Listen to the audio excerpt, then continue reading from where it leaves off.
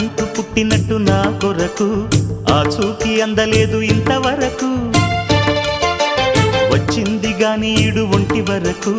వేధించలేదు నన్ను జంట కొరకు చూశాక ఒక్కసారి ఇంత వెలుగు నా వంక రాను అంది కంటి కునుకు ఈ అల్లరి గారడి నీ లీల అనుకోనా నీ పేరు ప్రేమ అవునా ఇవాళే నిన్ను పోల్చుకుందా